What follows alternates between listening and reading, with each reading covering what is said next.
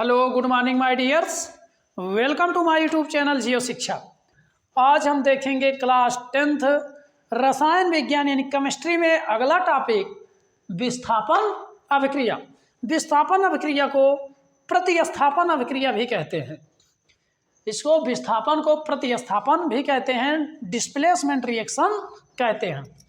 इसमें क्या होता है कि एक कम क्रियाशील तत्व अधिक क्रियाशील तत्व के द्वारा क्या होता है, विस्थापित हो जाता है। तो क्या है, लिखिए, वह रासायनिक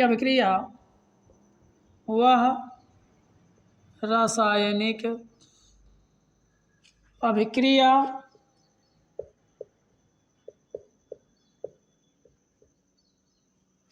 जिसमें कोई एक अधिक क्रियाशील तत्व जिसमें कोई एक अधिक क्रियाशील तत्व किसी अन्य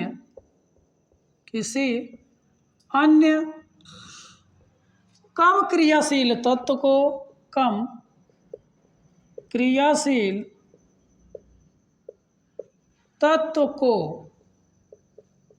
किसी कम क्रियाशील तत्व को उसके यौगिक में से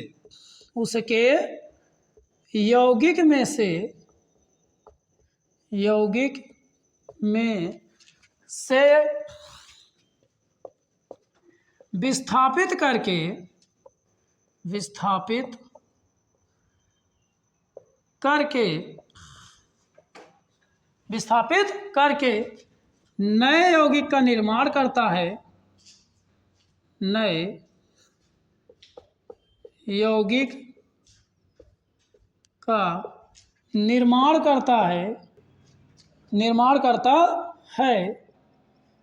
उसे विस्थापन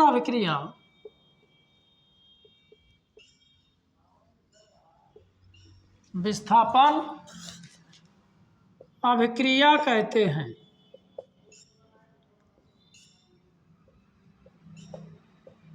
तो क्या है कि वह रासायनिक अभिक्रिया जिसमें कोई एक अधिक क्रियाशील तत्व क्या होगा, अधिक क्रियाशील तत्व यौगिक में से विस्थापित करके नए पदार्थ का क्या करता है, निर्माण कर लेता है। उसी को हम कहते हैं विस्थापन अभिक्रिया। विस्थापन अभिक्रिया जैसे देख लो एक एग्जांपल से, जैसे दो फ्रेंड हैं, क्या बोला जाए कि दो फ्रेंड हैं, लवर जिसको बोला जाता है। ये दो लवर हैं, ये दोनों क्या हैं, लवर हैं, एक दूसरे से क्या है, संबंधित हैं।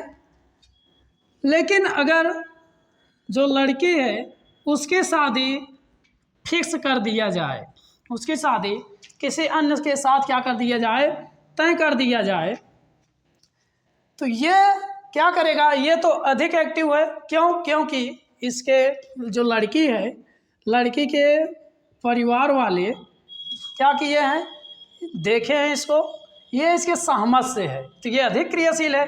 जबकि ये क्या है, ये केवल इससे मिला है, इससे संबंधित है और इसके परिवार से कोई इसको रिलेटेड नहीं है।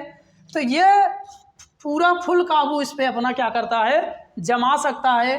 तो जब ये इसकी शादी इसके साथ, यानी लड़की की शादी इसके साथ होगी, तो इसका बॉयफ्रेंड जो होगा क्या हो जाएगा, अलग हो जाएगा।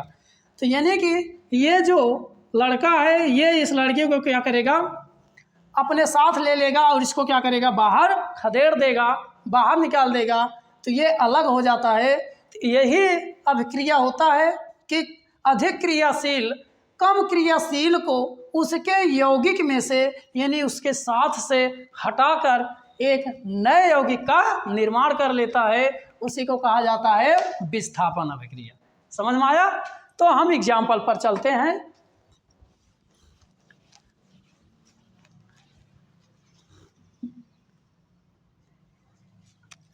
देखो एग्जाम्पल, एग्जाम्पल जैसे क्या है कि कॉपर सल्फेट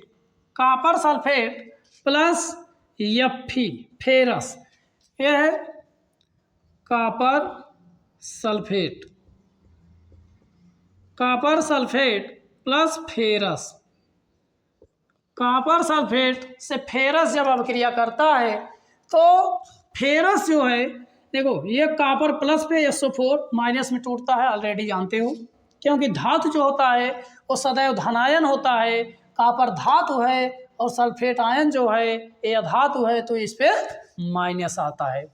और ये भी क्या है, फेरस है, ये प्लस होता है, तो ये अधिक क्रियाशील ए भी प्लस, लेकिन कॉपर जो है ये कम क्रियाशील है और फेरस जो होता है, आयरन जो होता है, ये अधिक क्रियाशील होता है।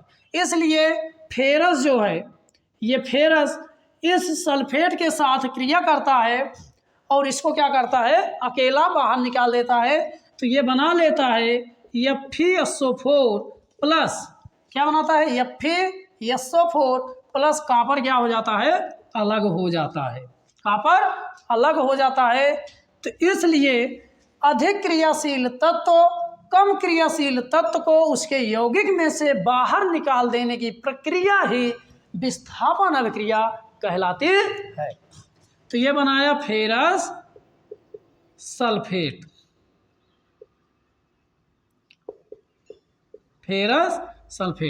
वीडियो अगर अच्छा लगता हो तो लाइक करते रहिए, अपने दोस्तों तक भी शेयर करते रहिए, आनंद के साथ पढ़िए।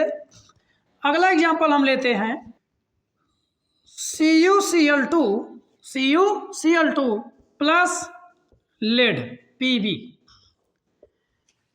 ये लेड होता है, क्या है, लेड है, और ये कॉपर क्लोराइड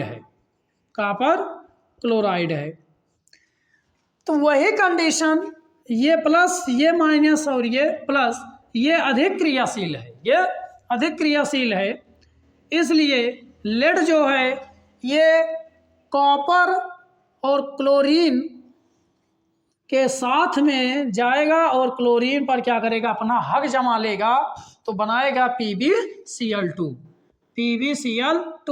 प्लस ये बेचारा कॉपर क्या करेगा, अलग हो जाएगा, मजबूर है, अलग हो जाएगा, तो ये बनाएगा लेड क्लोराइड। तो जो लेड है इसकी शादी क्लोरीन के साथ हो जाएगी और कॉपर जो है ये अलग हो जाएगा। FeSO4 प्लस Zn, यहाँ फेरस सल्फेट और यहाँ जिंक। अब तो कहोगे कि अभी फेरस जो है वो तो खुद विस्थापित कर दिया, तो कहाँ से अब ये विस्थापित होगा, क्यों, क्योंकि कॉपर फेरस से कमज़ोर है, फेरस से तगड़ा कौन है, कॉपर है, यहाँ फेरस से तगड़ा जिंक है ना। तो ये जिंक जो है ये फेरस सल्फेट के विलयन में से फेरस को क्या करेगा, बाहर निकाल देगा, और जिंक जो है ये सल्फेट के साथ शादी करके बनाएगा क्या, ZnSO4, इसके साथ शादी करेगा और बनाएगा जिंक सल्फेट, और फेरस क्या हो जाएगा, अलग हो जाएगा, ये अलग हो जाएगा, वियोग में हो जाएगा, विस्थापित हो जाएगा, ये बना लेगा जिंक सल्फेट। क्या बनाएगा, जिंक सल्फेट। तो आई होप आप समझ गए होंगे कि विस्थापन अभिक्रिया किस प्रकार होता है। अगर कोई अधिक क्रियाशील तत्व है तो उसके यौगिक में से कम क्रियाशील तत्व को विस्थापित कर देता है, तो हो जाता है विस्थापन अभिक्रिया। जैसे आजकल देखो, आजकल के दौर में जो चल रहा है, जैसे अधिक पैसा वाला अगर बॉयफ्रेंड मिलता है तो उससे जल्दी क्या होता है, मुलाकात होती है, अगर लेकिन कम पैसा वाला है तो वहाँ पर क्या होता है, मतभेद होता है। तो अगर जैसे कम पैसा वाला और अधिक पैसा वाला हुआ, ये कम पैसा वाला और ये अधिक पैसा वाला, तो फेरस किसके साथ जाएगा, सल्फेट, तो सल्फेट फेरस के साथ जाएगा, इसको छोड़ देगा, कितना कुछ दिन तक उसके साथ रहा है, कितना घनिष्ठ मित्रता हुई है, लेकिन फिर भी ये क्या करेगा, इसको छोड़ देगा और धनी के साथ चला जाएगा। वैसे क्लोरीन जो है अधिक धनी के साथ जाएगा, इसको छोड़ देगा, तो ये बेचारा अपना अवसर समझता रहेगा, खुद ही अलग हो जाएगा। चलो भाई जाओ जाओ जाओ। चलो, तो आई होप आप समझ गए, तो आप इसका स्क्रीन शॉट ले लीजिए। तो हम मिलते हैं नेक्स्ट टॉपिक पर। तो देखो, अब इसके बाद हम देखेंगे अगला टॉपिक, नोट बनाइए और नोट में देखेंगे सक्रियता श्रेणी। सक्रियता श्रेणी क्या होती है कि वह श्रेणी जिसमें तत्वों को या धातुओं को उनके घटते अथवा बढ़ते सक्रियता क्रम में व्यवस्थित किया जाए, उनकी क्रियाशीलता के घटते अथवा बढ़ते क्रम में अगर व्यवस्थित कर दिया जाता है, तो इस प्रकार जो प्राप्त श्रेणी होती है उसी को हम क्या कहते हैं, सक्रियता श्रेणी कहते हैं। लिखिए, यदि तत्वों या धातुओं यदि तत्वों को उनकी क्रियाशीलता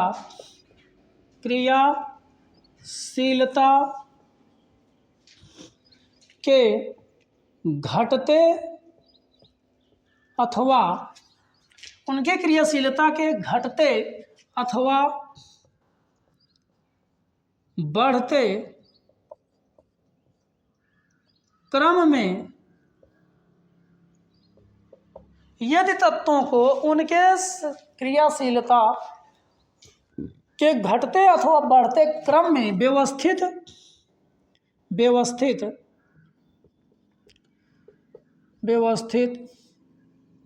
किया जाए तो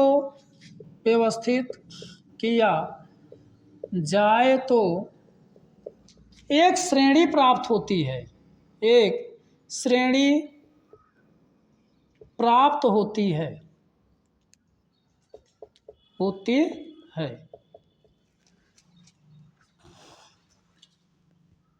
इस प्रकार प्राप्त श्रेणी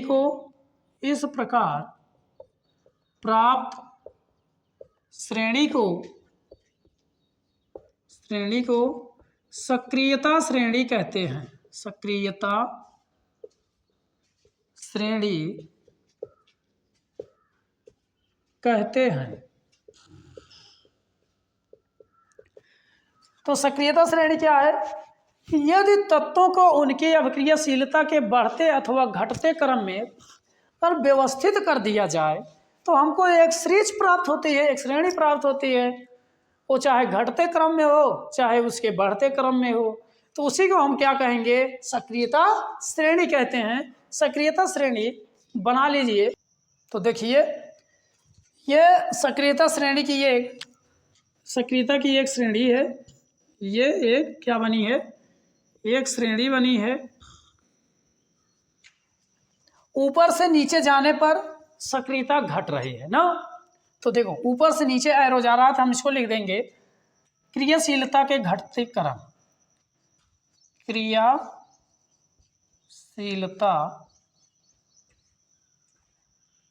के घटते क्रम में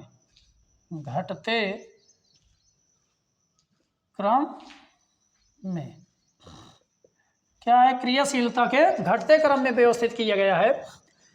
ये जो लिथियम है ये अधिक क्रियाशील है, ये अधिक क्रियाशील तत्व, ये अधिक क्रियाशील तत्व है। यानी लिथियम जो है यह सबसे अधिक क्रियाशील तत्व है। अधिक क्रियाशील